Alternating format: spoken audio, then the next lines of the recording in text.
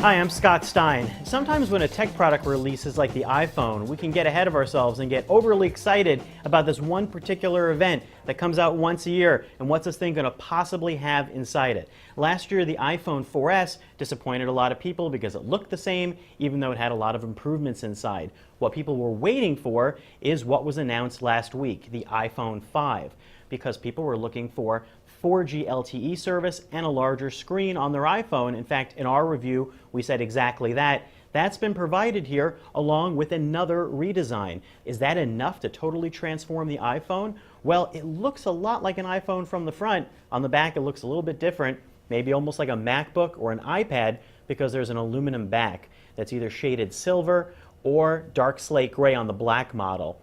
So let's talk about that screen first, because this is the first time that the iPhone has gone for a larger screen. There's been a Retina Display movement that doubled the pixel resolution, but never a larger screen that went beyond 3.5 inches.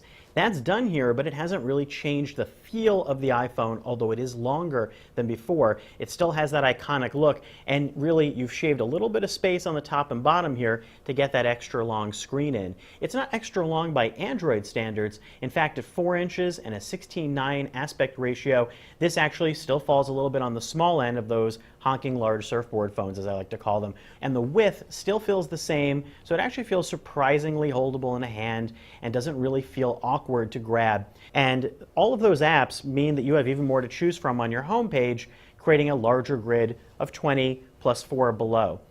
The real killer app for this larger video screen is video playback, because now that it's a 16:9 resolution, you get less letterboxing, which creates an even larger sense of effective space on the iPhone. You will find that on photos, you're actually going to get some pillar boxing on the sides, because the photos that you take on your iPhone are not 16:9. But hold these two next to each other and you can see, yes, the screen's longer, but to a lot of people casually, they may not notice. And that seems to be the plan. This is not really a brand new super large element of the phone. This really is sort of a gentle redesign and lengthening of the iPhone. Now let's get to 4G LTE. Now, some people don't know or care about what LTE is. Well, 4G LTE is much faster data speeds than on 3G, and it's really dramatic if you've never used it before. In fact, there's a good chance it's going to be faster than your home Wi-Fi. That's the case for me. In fact, when I tried using the AT&T version at home, I found that LTE speeds were almost twice what I was getting on my home Wi-Fi. Maybe I have terrible home Wi-Fi, but I think it's pretty average at about 9 megabits per second, and this was getting almost close to 20 megabits per second. This is the AT&T model. I can't speak for Verizon or Sprint yet. But that brings up another point. Not all iPhone flavors are exactly the same this time around. Now, you can use data and calls at the same time with the AT&T version, but you can't with the iPhone 5 via Verizon or Sprint.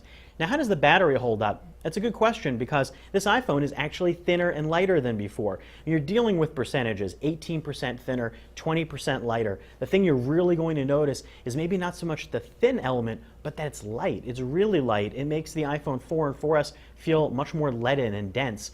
Battery life so far, stay tuned for our full benchmark tests, have been pretty good. I've been using it all day long, unplug it at 8 a.m., use it till the night as much as I can, and it hangs in there. It seems to be paralleling the iPhone 4S, except for the fact that this is using 4G LTE. There are other additions too. The camera's been tweaked a little bit. It's still 8 megapixels, but there are some additional features built in, and it works faster.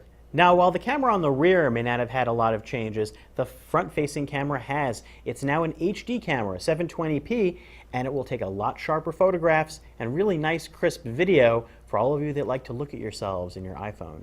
Another design change you can totally see on the bottom of the iPhone 5 is that headphone connector is now on the bottom. It's like an iPod Touch. And also the speakers have been reoriented, and in the middle there, that's the lightning connector, the controversial lightning connector. That's because you're going to have to change out your USB cables, your accessories to accommodate that. Now, it is a reversible connector and plugs in a lot more easily than the previous 30 pin. It's nice abstractly, except for the fact that if you have old accessories, you're going to have to buy a 30 pin to lightning adapter, which may not work with all your peripherals. It will allow audio, but it will not allow video. You're going to have to buy a separate lightning to VGA or HDMI cable separately to use with the iPhone 5. Inside the iPhone 5 is a new processor, an A6 processor, which Apple claims is up to 2 times faster than the iPhone 4S's A5 processor.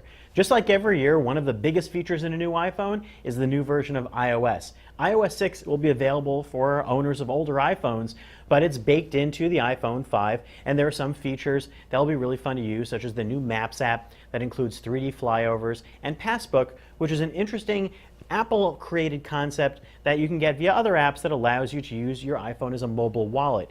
Now, there's no NFC or near-field communication on this phone, so you can't magically swipe it and have it make purchases for you.